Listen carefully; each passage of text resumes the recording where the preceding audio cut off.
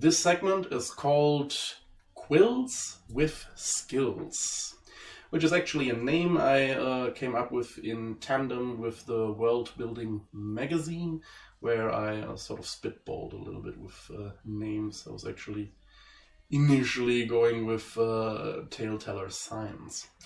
Anyways, so what I want to talk about in this first segment of Quills with Skills is how do you start your project? How do you go through with your project? So bear with me, something that I hear a lot is people saying, I wish I had time, or I should spend more time writing on my novel. Or I want to write on my novel, but I just don't have the time. And I myself have said this a lot too.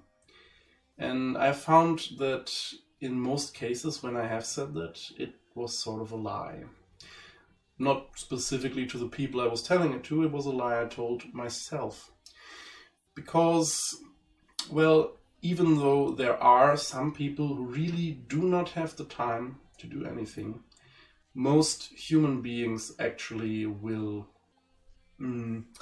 they will always need time for themselves, time to recharge their batteries, to recuperate.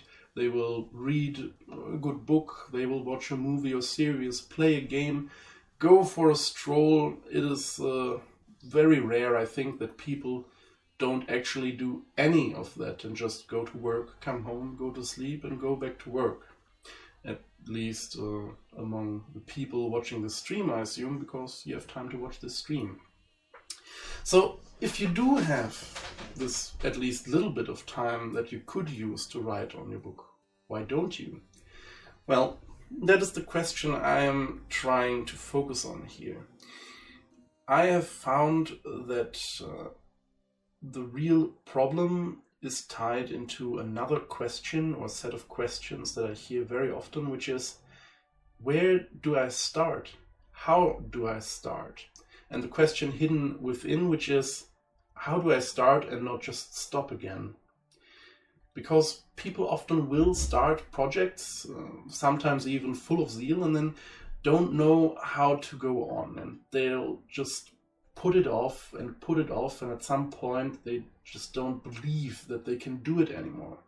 But there are ways to combat this, and I think it all connects into creating a segmentation of your project and an environment in which you can actually do what you want to do. In the end, it's all about getting that feeling of having accomplished something. That is what will keep you going. And I have done this in a very specific way when writing my novel, Aqualon Rise of the Broken, here it is, which I actually started quite some time ago, but I finished writing the initial manuscript in, I think, a little under 2 years. And it is 584 pages long, but these are actually half-sized pages.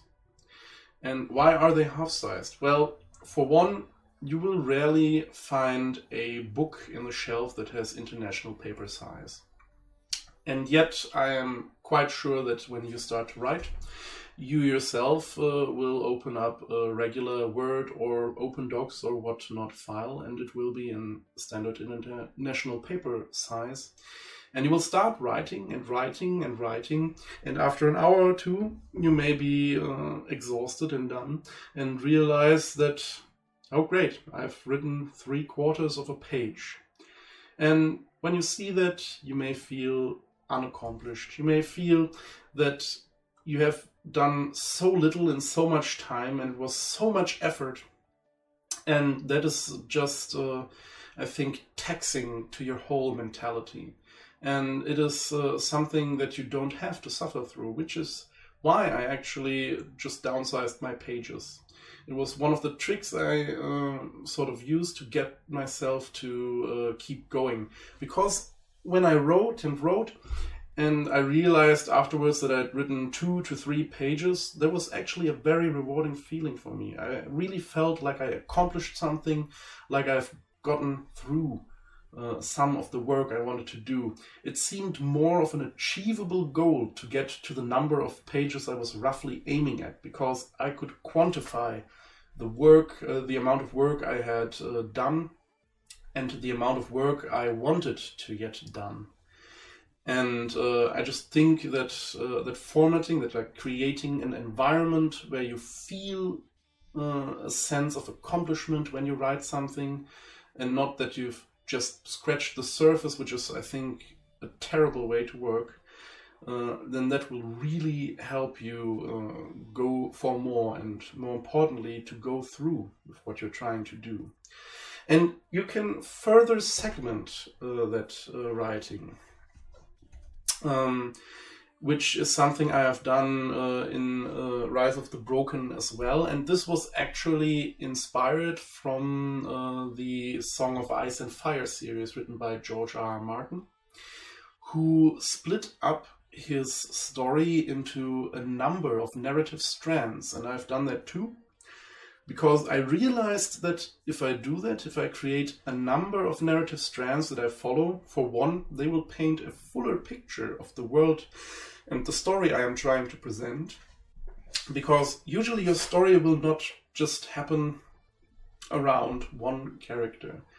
There's always more people involved. Why not write about them? Who is the most important secondary character in your story?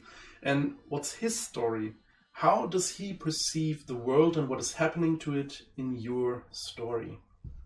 Write about him. Interject it into the main plot of your main character, which in my case is this guy named Atlas. But there are so many more that I'm writing about. And why does that help so much with writing more and writing consistent amounts? Because as I go on writing about Atlas, at some point I will realize I'm blocked. I don't know where to go right now. I'm going to have to take a break, regardless of whether I feel like I could write more. I just can't, on the grounds that I have no idea where to go next right now. Or the thing that I just wrote is so complete that it feels like there has to be a break here, but it hasn't been enough for a whole new chapter. So you get sort of stuck. And at that point, what I would do, I would open up a different narrative strand. And I would start writing about a different character. I would push Atlas to the side and write a little bit about Artemis. What was she doing while Atlas did his things? What was happening to her? And once I hit the same spot with her, I then switched it up again, went to a different character, or back to Atlas. And so I created my little cast of narrative strands and I switched between them. And I think that is a great way to really get the writing down, to really clinch down on that project you're trying to finish and just squeeze out the story. Because I do believe we all have that story that we're trying to tell inside of us. We just need to get our brain to work in the way it needs to get it down, to get it out of our minds and onto paper. Now, this is mostly the thing I wanted to talk about during this first segment. Next time I'm going to expand a little bit on these different narrative strands and how to make them feel more natural and more interesting to the reader.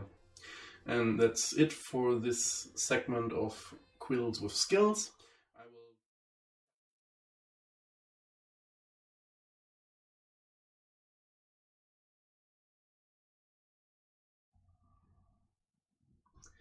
Hello, I'm Conrad Bierneide, the author of Aqualon Rise of the Broken and creator of the world Aqualon, which I host on World Anvil.